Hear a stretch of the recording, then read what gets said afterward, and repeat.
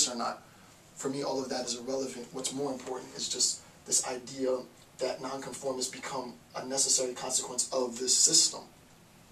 Now listen to what Arendt says, and this will show you sort of how it applies. Again, she's not a post-structuralist. It's just a really good passage, and I've used this passage in a lot of my own sort of research.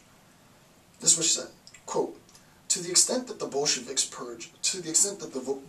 purge succeeds in making its victims confess to crimes they never committed, it relies chiefly on the basic fear and argues as follows.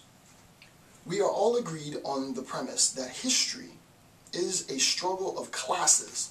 History is a struggle of classes, and on the role of the party in that conduct. We know, therefore, that historically speaking, the party is always right. The party is always right. At this particular moment in time, right, at this historical moment, that is in accordance with the law of history, certain crimes are due to be committed, which the party, knowing the law of history, must punish. Right? These nonconformists are essentially going to commit crimes. And obviously we're going to take the ideology, the concept of crimes, and embody the concept of crimes into the individual, and thus create a class of criminals. Right?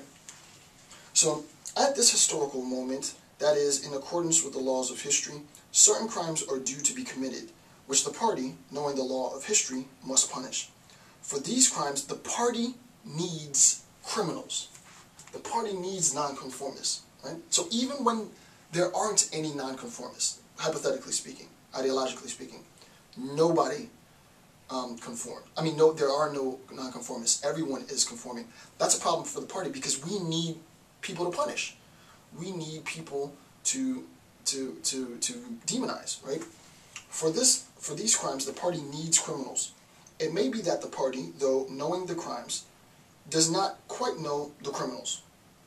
More important than to be sure about the criminals is the punishment of the crime. Because without such punishment, history will not be advanced, but may even be hindered in its course. You, specifically you, therefore, either have committed the crime, or, and here's a key point, right? You either have committed the crime, or have been called by the party to play the role of the criminal. That's insane, right? To play the role of the criminal. In either case, you have objectively become an enemy of the party. I mean, that's as powerful as it gets, right? So what ends up happening, right? And some would say that I'm giving too much credit to post-structuralist thought. Regardless, this is not me. This is stuff that I was able to distill from the text of many theorists. But to be charitable to post-structuralist thought, this is what's being said, right? What's being said, let's use Occam's razor. Let's use sensibility. Is it really the case that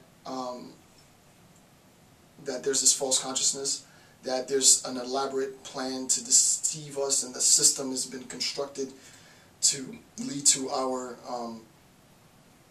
delusion and keep us oppressed willfully? Is that the case? Or is it more likely the case that people just consent to their own oppression, right? And as long as they have their basic needs met, then they don't mind being oppressed. And what will end up happening is, if we want to transform the state of our oppression, well, we need to galvanize this population. Obviously, as a consequence of this system, there will be those individuals who refuse to conform. And these people will be the nonconformists, right? So that nonconformity becomes a necessary consequence of the imposition of a system of consent in opposition to a system of coercion. Well, those nonconformists then will be committing crimes. Their actions are against the state, and therefore everything that they do, even if the state would do the exact same actions, their actions will be, their act will be acts of crime. Thus, they will be the embodiment of that crime. They will become criminals. And as we know, from a rent, the state needs those bad guys. We need to punish the criminals, right? Because what I end up doing in punishing the criminal, right? What I end up doing in punishing the criminal is I'm really I'm removing nonconformists from my system. And it might be the case that others now accept a new responsibility. But the more I punish these nonconformists, the more likely it's to be the case that I'm able to maintain a system of pacification, because everyone will recognize, I don't want to be like those guys. I don't want to get in any trouble. Let's just lay low. And insofar as they lay low, they consent to their own oppression, right? Radical stuff, super radical stuff. Granted, a lot of this might be a little bit more me than post-structuralist specifically, but I could, if pressed, and not even if pressed, it's there in the notes, right? I could and would justify it within the context of post-structuralism for the sake of this lecture. In my academic writing, I wouldn't call it post-structuralist at all, because that's not what I'm a part of. And also, I don't believe, and I'll do this later in my own work, I don't believe it's as clearly defined as this. I don't believe it's either coercion or consent. For me, I look at this as in desperate need of a Copernican revolution, that we have rationalism on one side, empiricism on the other side, and Kant says it's a bit of both. I don't see political oppression as either being consent or being coercion.